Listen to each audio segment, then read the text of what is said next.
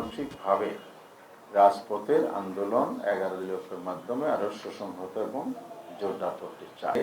পরবর্তী যে কর্মসূচি ঠিক করেছি, শীর্ষ বৈঠক থেকেই সেটা সিদ্ধান্ত ছিল আলোচনার বিষয়।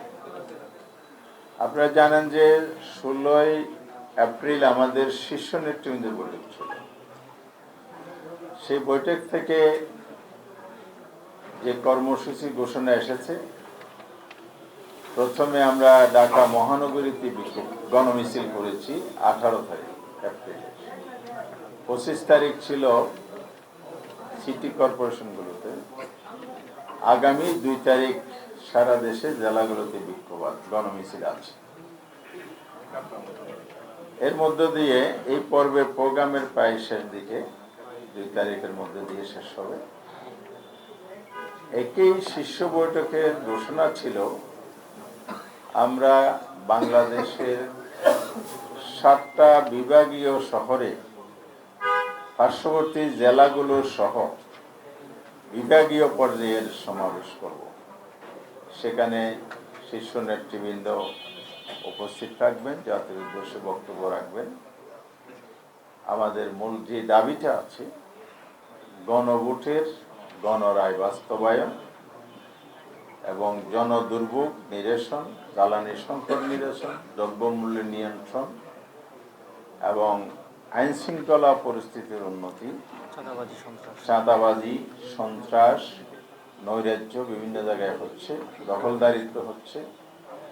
এরপরে স্বাস্থ্য খাতে যে নৈরাজ্য হচ্ছে, মানুষের বেসিক যে নিডগুলো, স্বাস্থ্য, শিক্ষাঙ্গনে যে সন্ত্রাস হচ্ছে, শিক্ষার পরিবেশ বিঘ্নিত হচ্ছে, বিশেষ করে সরকারি দলের ছাত্র সংগঠন দ্বারা যে সন্ত্রাসী কার্যক্রম চলছে, এই সব কিছু বন্ধ করে দেশে শান্তি ফিরিয়ে আনা।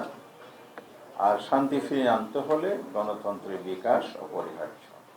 কিন্তু সরকার সেদিকে না গিয়ে দলীয়করণ এত বেশি হচ্ছে, নিয়োগ বাণিজ্য, বদলি, পদোন্নতির ক্ষেত্রে একচাটিয়া দলের লোক নিয়োগ করা, স্থানীয় সরকার নির্বাচন না দিয়ে দলীয় লোকদেরকে প্রশাসন নিয়োগ করা হচ্ছে।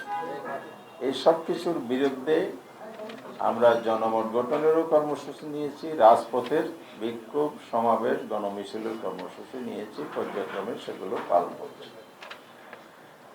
আমরা আজকের বৈঠকে পরবর্তী যে কর্মসূচি ঠিক করেছি, শীর্ষ বৈঠক থেকেই সেটা সিদ্ধান্ত ছিল।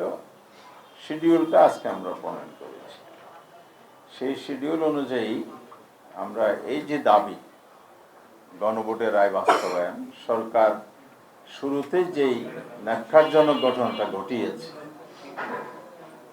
মানুষের যে প্রদত্ত রায়, প্রায় 70% মানুষ রায়কে উপেক্ষা অবজ্ঞা করেছে, যেটার মধ্য দিয়ে মানুষ দায়িত্ব দিয়েছিল সরকারকে বা যারা রাজনৈতিক দল আছে তাদেরকে, তারা সংবিধান সংস্কার পরিষদের শপথ নেবে।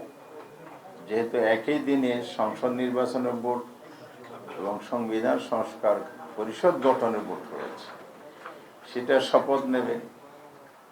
এরপরে পরিষদ গঠন হবে, অধিবেশন ডাকবে, পর্যায়ক্রমে 180 দিনের মধ্যে সকল সংস্কার প্রস্তাব, বিশেষ করে সাংবিধানিক সংস্কারের বিষয়গুলো বাস্তবায়ন করবে। সরকারি দল নির্বাচনের আগে সেই প্রতিশ্রুতি দিলেও, জনগণের কাছে প্রকাশ্যে ভোট চাইলেও, আবার টোটাল মেজরিটির যে তাদের সমর্থনের কথা তারা বলে, দাবি করে, তারা সেটার জোরে জনগণের এই মতকে উপেক্ষা করেছে।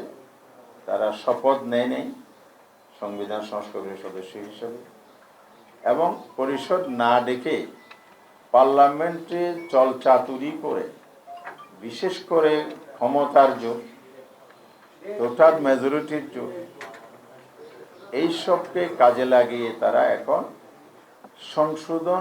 সংবিধান সংশোধনের প্রস্তাব আনার জন্য প্রক্রিয়া। গণতান্ত্রিকভাবে রাজপথের আন্দোলন 11 দলীয় মাধ্যমে আরো সুসংহত এবং জোরদার করতে চায়।